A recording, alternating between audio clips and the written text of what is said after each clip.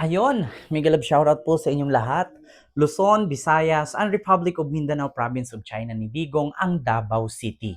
Mga kababayan, nais ko lang pong i-share sa inyo na kung saan pinakalat po ngayon ng mga DDS or DDS camp or kampo ni Duterte na kung saan nag-iiskandalo daw itong si Attorney Claire Castro or si PCO, Attorney Claire Castro, na kung saan hindi lang daw tawag ito bardagol, kundi iskandaloso pa.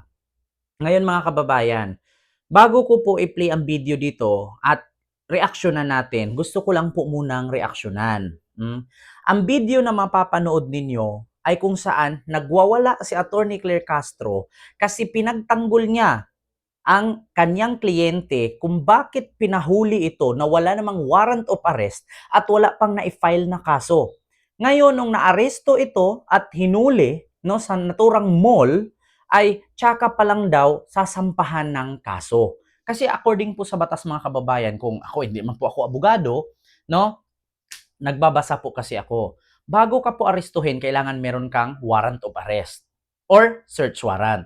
Ang tanong, paano ka ba mabigyan ng search warrant at warrant of arrest kung hindi ka pa nirereklamo o hindi pa pina-file ang kaso laban sa iyo? So yun po ang pinaglalaban ni Attorney Claire Castro na kung saan ang kanyang kliyente inaresto na wala namang warrant at wala pang kasong isinampa. Oo, so kumbaga parang frame up. So nagwawala siya. Ngayon, kaya po siya nagwawala, may katarungan. Hindi po iskandalo ang tawag dyan. Pinagtanggol lang niya ang kanyang kliyente. Magkaiba po sila kay Sara Duterte na kung saan binugbog at sinuntok ang sheriff na kung saan yung sheriff no, nagpapatupad lang man at ginawa lang naman niya ang kanyang trabaho. Na kung saan binigyan ng ultimatum yung mga nakatira doon na kapag hindi sila umalis sa tamang panahon at sa panahon na binaba ng korte ay talagang ididemolish sila. Na kung saan ang nangyari, hinanap ni Sara, binugbog ni Sara. Di ba? So magkaiba po ang iskandalo ni Attorney Claire Castro kasi si Attorney Claire, pinagtanggol ang kliyente, si Sara, pinagtanggol ang mga tao na alam naman lang mali. Di ba? So yun lang po. Pakinggan nyo po ang video na ito.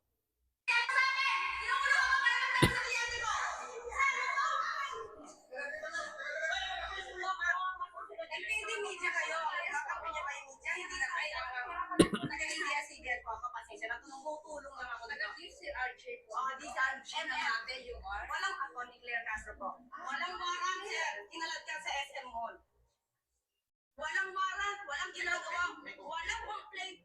Walang ginagawang krimen sa SM Mall, San Lazaro.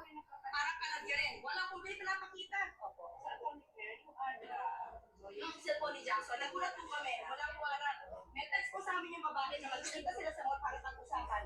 Ang bata, ang pagkakuli. Bakit sila agad nandun? Frame up?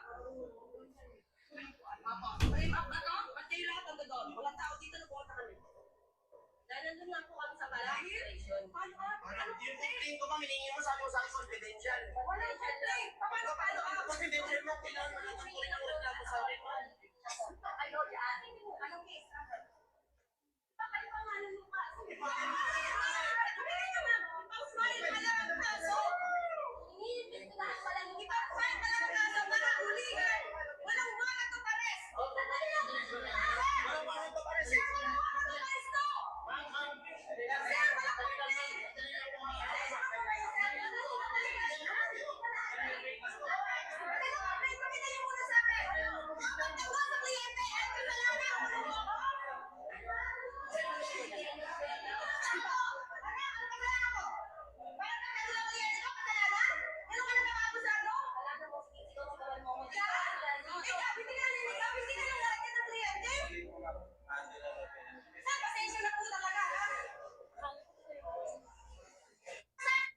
O, di ba? Napanood nyo mga kababayan. So kung isuma total ninyo, no, at pakinggang mabuti, pwede nyo i-rewind ang video na ito. Kung ano ang pinaglalaban ni Attorney Claire Castro na ngayong ano na siya PCO or spokesperson siya sa madaling salita para sa akin ng Malacanang. Ito pong video na to ay pinalabas po ng mga DDS. Hindi nila iniisip na kapag ipinalabas nila ang video, ang titigan dito ng mga DDS na bobo at tanga, iskandalosa. Pero pag himay-himayin nila ang video, bakit nag-iiskandalo si Attorney Claire Castro? Nag-iiskandalo siya kasi nga ang kanyang kliyente pinaaresto, hinuli, kinulong na walang warrant of arrest at wala pang na-file na kaso. So, kaya siya nagwala, kinuha niya ang naturang kliyente niya. Bakit ka ba naman ikulong? Bakit ka i-detain? Bakit ka arestuhin? Na wala namang kaso at wala pang na-file na kaso at wala pang warrant of arrest. So, ang tawag doon is prim-up.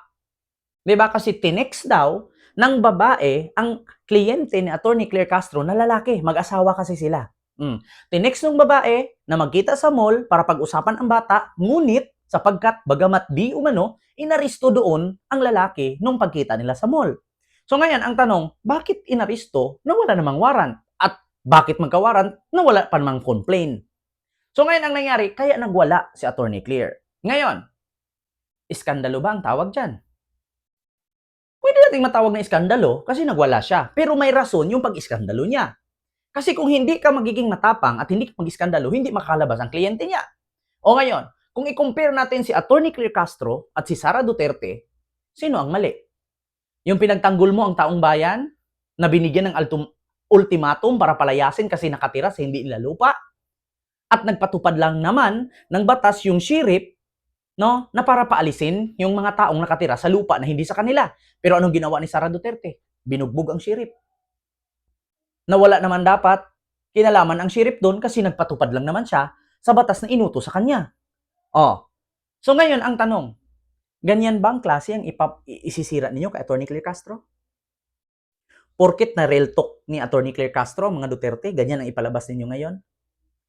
Matalino na ang tao. Okay lang sana kung nag-iskandalo yan dyan, nagwala, ng away, nanampal, nanakit. Tanggap pa natin. Diba? At acceptable yun na, iskandalosa talaga to, hindi to pwede maging spokesperson. Ang nangyari, may karapatan siyang magwala kasi nga mali ang ginawa ng pag-aristo sa kliyente niya. Yung kay Sara. Saan doon ang tama na ginawa ni Sara? Ipagtanggol niya ang mga tao na nakikitira sa hindi nila lupa. Binigyan na ng ultimatum, ilang araw na binigyan na pag hindi kayo umalis, i-demolish ang tinitirhan ninyo. Pero ang ginawa niya, binugbog niya ang sheriff. Tama ba yon? So i-compare ninyo. Magkaiba ang iskandalosa sa iskandalosang hindi nag-iisip. Di ba? Si Attorney Claire Castro, hindi niya ginamit ang power niya bilang attorney. Ginamit niya ang power niya para sa kanyang kliyente na tama. Si Sara Duterte, ginamit niya ang power niya pagka-mayor, no? Pero mali. Yun ang tinatawag na overpower, use of power. Yeah? Kasi kung babaliktad-baliktarin mo at himay-himay mo, mali po talaga ang ginawa ni Sara Duterte. Yung sheriff, nagpatupad lamang sa batas at binaba ng korte na kapag hindi umalis, yung mga nakatira doon sa hindi naman nila lupa ay i-demolish ang kanilang tinitirhan. Ngayon, nakiusap daw ang Office of the Mayor na wag mo nang paalisin kasi darating daw siya. Ngayon, kung sakali ba darating si Sara, mapapaalis ba yung mga tao doon? Hindi. Bakit?